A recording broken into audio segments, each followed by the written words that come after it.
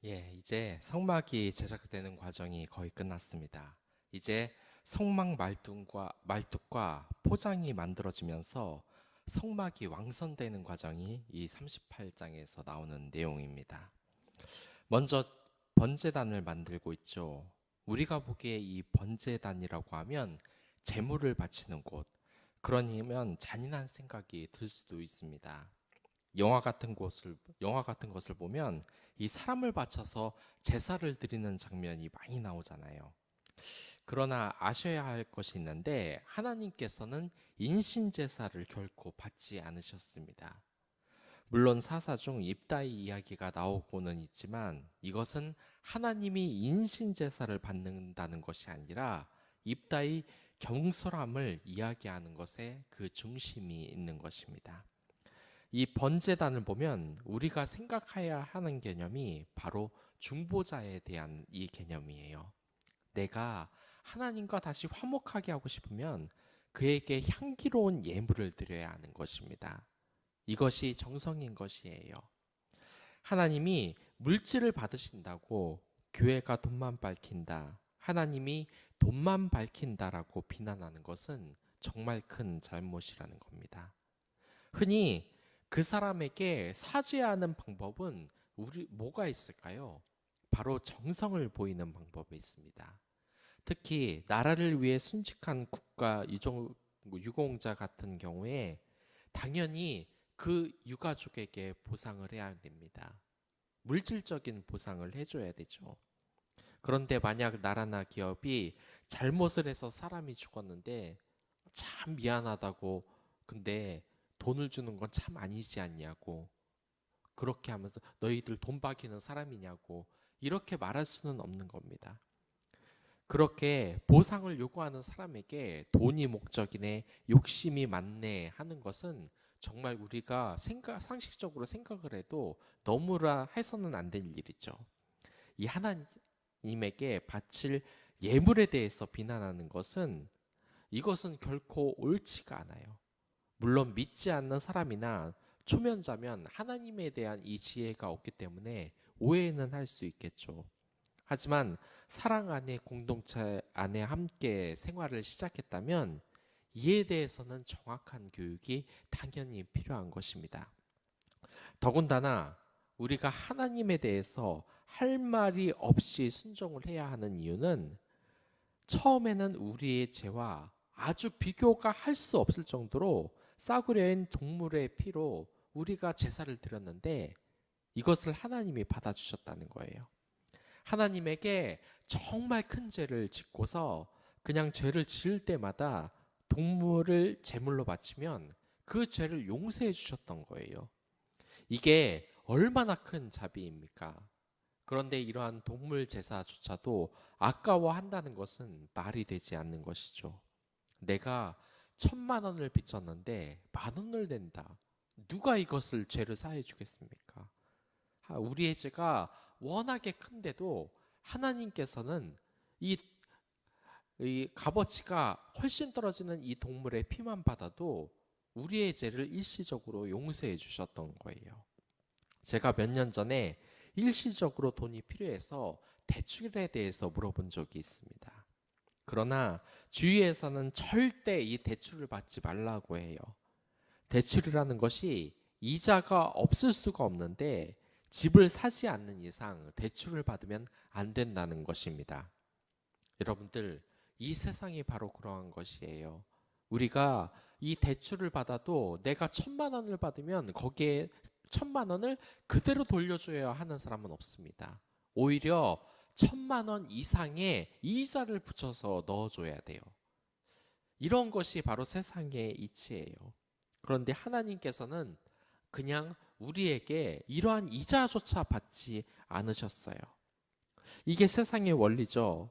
내가 돈이 필요해서 대출을 받으면 이자는 꼭 붙게 돼 있어요. 그냥 믿고서 돈을 빌려주는 사람은 없습니다. 그래서 여러분들, 그 지인에게 돈을 빌려놓고서 뻔뻔스럽게 돈을 안 갚는다, 이거는 정말 하나님이 노하실 일입니다. 그 사람 언젠가 큰 벌을 받고 말 것이에요. 여러분들도 돈을 빌렸다면 이 돈 문제를 꼭 해결하시기 바랍니다. 이건 그리스도인들에게 전혀 위가 되지 않는 일이에요. 아무튼 이 하나님이 자비로우신 이유는 우리의 죄에 대해서 이자를 결코 붙이지 않는 분이라는 겁니다. 내가 빚을 졌는데 이자가 전혀 붙지가 않아요. 이 이야기는 마태복음 18장과 누가복음 7장에서도 나옵니다. 이 누가복음 7장에서는 예수님이 바리새인의 집에 식사에 초청을 받는 이야기가 나와요. 그리고 이 제자들과 함께 식사 자리에 이렇게 앉으셨습니다. 그 바리새인의 이름은 바로 시몬입니다. 그러나 시몬은 순수한 목적으로 예수님을 식사에 초대한 것이 아니에요. 이야기를 하고 트집을 잡아 그분의 명성에 흠을 내려고 했습니다. 그때 한 여인이 나타납니다. 이 여인은 죄를 지은 여인인데 물 대신 눈물과 이 머리카락으로 주님의 발을 정성스럽게 씻겨드렸어요. 그리고 발에 입맞춤을 했고 감람류 대신 비싼 옥합을 깨뜨려 머리에 부었습니다.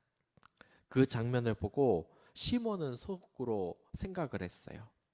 만일 선지자라면 자기를 만지는 저 더러운 여인이 누군지 알겠지?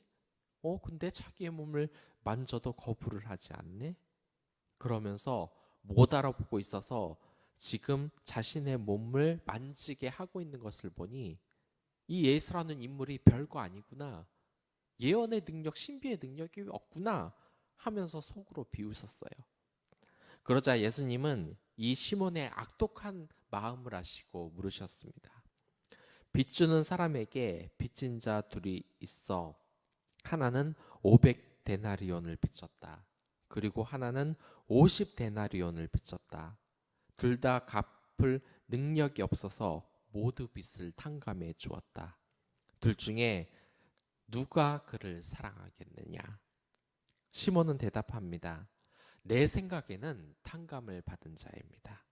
그러자 예수님께서 대답하십니다. 네 판단이 옳다. 그런데 이 여자를 보아라.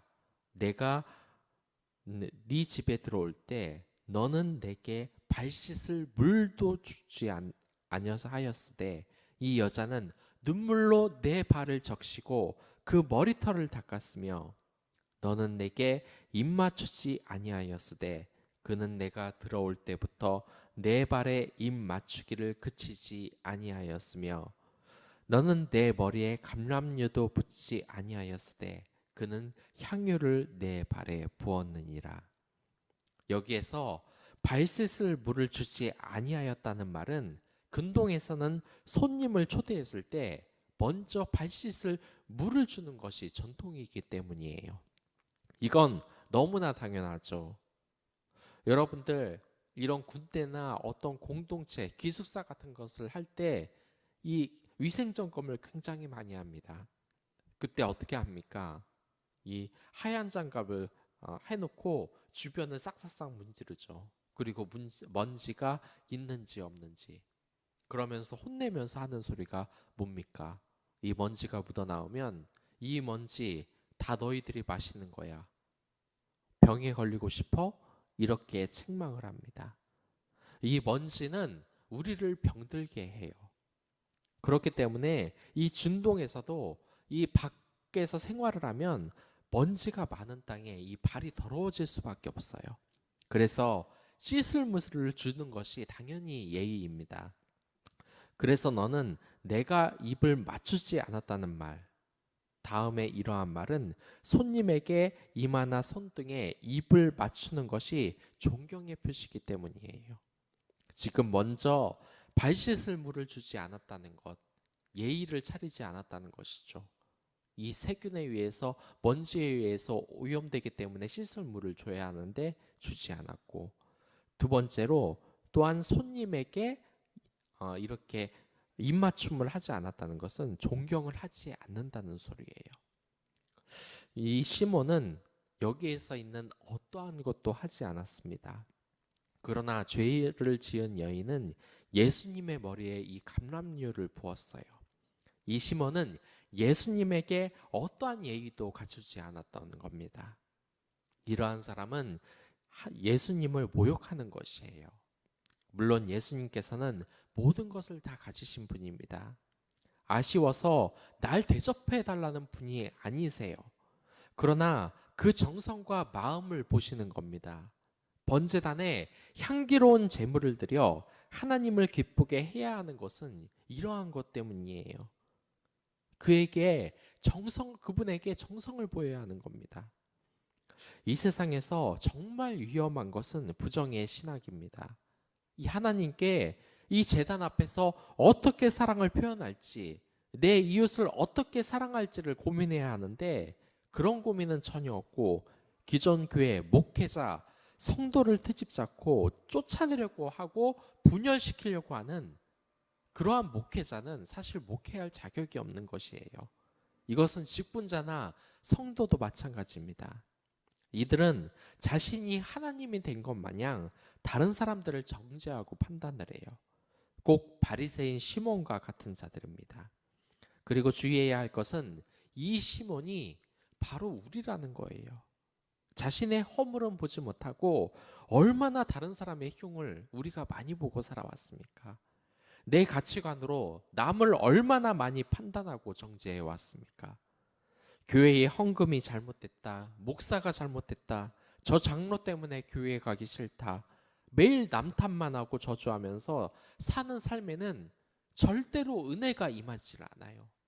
오히려 사탄이 공격할 그러한 길을 주는 겁니다. 그러니 이제부터 하나님께 향기로운 예물을 드리시기 바라겠습니다. 물질적인 헌금만 이야기하는 것이 아닙니다. 하나님께 정성껏 자기 자신을 드리십시오. 오직 하나님의 말씀대로 사시길 바라겠습니다. 예배드리기와 말씀 읽기와 기도하기를 게을리하지 말고 정말 이웃을 사랑하십시오. 헌금이 아깝다는 것뿐만 아니라 내 이웃을 위해 내 몸도 희생하기 싫다는 것은 결코 그리스도인의 자세가 아니에요. 하나님 나라는 결코 그러한 나라가 아닙니다. 이 성막 앞에 제단을 설치했다는 것은 내가 하나님 앞으로 나가기 전에 내 이웃을 먼저 돌보고 내 하나님을 먼저 생각한다는 그러한 마음가짐으로 들어가는 거예요. 이 군대에서 제식 훈련을 하지 않습니까? 제식 훈련이 무슨 전투 방법을 가르칩니까? 그렇지 않죠. 하지만 제식 훈련은 꼭 필요한 것이에요. 그것을 해야만 군인 정신이 마음속에 들어오기 때문입니다. 우리도 마찬가지예요. 우리가 평소에 이웃 사랑을 연습하지 않는다면, 말씀 기도를 연습하지 않는다면 제식 훈련이 되지 않은 군인과 똑같아요. 총 쏘는 방법은 알지만 군인 정신은 전혀 들어가 있지 않은 그런 완전 허당인 그런 군인들 말입니다. 이런 허당인 그리스도인이 우리가 돼서는 안 되는 겁니다. 이 하나님 나라는 마치 빚진 종들의 빚을 탕감하여 주는 것과 같습니다. 어떤 종이 1만 달란트를 빚졌습니다. 이 1만 달란트는 거의 한 나라의 연간 예상을 상징할 정도로 정말 큰 돈이에요. 물론 그때와 지금과 이 물가 차이가 있지만 참고로 2020년 우리나라의 예산은 512조 3천억 원이었습니다. 정말 말도 안 되게 어마어마한 돈입니다. 이 돈을 개인이 갚는다는 것이 어떻게 가능하겠습니까? 능력이 없으면 벌을 받던지 해야겠죠. 이 돈을 갚을 수는 없으니까. 그래서 주인은 이 종에게 빚을 갚으라고 통보했습니다. 그러자 종은 자신이 가진 소유의 모든 것을 판다고 할지라도 이것을 갚을 능력이 없다는 것을 알게 됐어요. 그래서 이 주인에게 최선을 다할 테니까 기다려달라고 사정합니다. 그 모습을 본 주인은 그의 불쌍한 모습을 보고 1만 달란트를 탕감해 주었습니다. 거짓이 없는 참된 용서였던 것이죠. 그런데 1만 달란트 탕감받은 족이 자기에게 100데나리온을 빚진 다른 친구를 만나서 목을 잡았어요. 그리고 그에게 갚을 능력이 없자 감옥에 쳐넣었습니다. 100데나리온은 약 400만 원쯤 되는 돈입니다. 자신은 나라 예산 정도의 금액을 탕감받았지만 자신에게 빚진 자는 절대로 용서하지 못하는 것이죠. 우리의 모습이 바로 이러한 것이에요. 우리가 하나님께 받은 죄값이 이러한 것입니다. 우리는 맨날 동물 제사를 드리면서 그 모습도 불쌍하고 안대해 보셨는지 하나님께서는 그 죄값을 자신의 아들인 예수 그리스도의 피값으로 모두 탕감을 해 주었어요. 그러나 우리의 모습은 어떻습니까? 정말 하나님께 헌신하는 삶을 살고 있습니까? 우리가 하나님께 번제단의 제물로 은혜를 받았다면 우리의 이웃에게는 어떻게 하며 살아가야 하겠습니까? 정말 우리는 이 성막의 앞에 있는, 들어가기 전 앞에 있는 이 제단을 보면서 우리의 마음가짐을 새롭게 해야 돼요. 하나님을 정말 진정으로 사랑하고 이웃을 진정으로 사랑하며 하나님께 정성을 보여야 하는 겁니다. 그리고 제단 곁에 있는 물두멍은 우리가 하나님에게 나가기 전에 성결해야 한다는 것을 의미해요. 이 물두멍은 제사장들이 그 피의 제사를 드리고서 자신의 손과 발을 깨끗이 씻고 성소에 들어갈 때 사용을 한 겁니다. 하나님 앞에 들어갈 때는 늘 정결하게 들어가야 되는 것입니다. 그리고 9절에서 20절까지는 성막들을 만든 내용이 나오고 있습니다. 이 성막들은 이스라엘의 성결과 같은 것입니다. 구체적으로 하나님의 성소를 보호하는 기능을 하는 것입니다. 제가 어렸을 때 이 비디오를 보거나 TV를 보면은 가끔 가다가 제가 보면 안 되는 내용이 나와요. 너무 음란한 내용이나 아니면 너무 폭력적인 내용이 이 TV에 나올 때가 있습니다. 그때 아버지나 어머니께서는 늘 그런 말씀을 하셔요. 이건 너희들이 보면 안 된다 하면서 TV를 끄거나 쫓아냈습니다. 왜 그렇습니까? 우리가 너무 소중하기 때문에 나쁜 걸로 인하여서 우리가 오염이 되면 안 되기 때문에 그렇게 쫓아내신 거예요. 물론 섭섭하긴 하지만 우리의 영혼, 우리의 마음이 나빠지지 않게, 오염되지 않게 배려하는 것입니다. 그런데 교회의 역할에서 우리의 역할이 바로 그러한 것이에요. 이 성막들은 두 가지를 한꺼번에 대면하게 돼 있어요.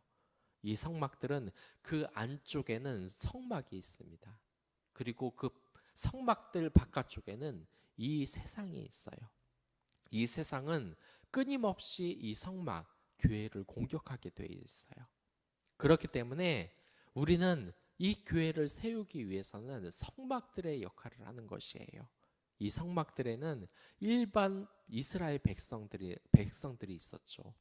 이들의 역할은 이 세상에 오염되어 있는 많은 것들이 이 성막을 공격할 때 성막들의 경계를 확실히 짓고 이곳에서 아주 신성하고 정결하게 생활을 하는 것이에요. 그리고 안에 있는 이 성막이 오염되지 않게 보호하는 것입니다. 교회가 오염되지 않게 보호해야 하는 것이 우리의 역할입니다. 그런데 우리가 세상에 나가서 이 역할을 제대로 하지 못한다면 우리의 교회는 타락할 수밖에 없어요. 하나님의 교회인데 인간이 잘못해서 타락할 수밖에 없습니다. 우리가 세상에 물들지 않아야 할 이유가 그것이에요. 오늘도 여러분들 이 성막들의 역할을 세상 속에 나아가서 함께 하게 되겠는데 여러분 결코 세상에 의해서 오염되면 안 됩니다. 여러분 하나하나가 각자의 흩어진 교회입니다. 여러분의 그 중심이 오염되지 않게 이 안에 품고 있는 이 성막과 교회가 오염되지 않게 이 그리스도의 인의 역할을 오늘 하시기 바랍니다. 그 사랑으로 하나님에 대한 그 사랑과 이웃 사랑으로 오늘 하루를 사시기 바라겠습니다. 그럼 다 같이 기도하겠습니다.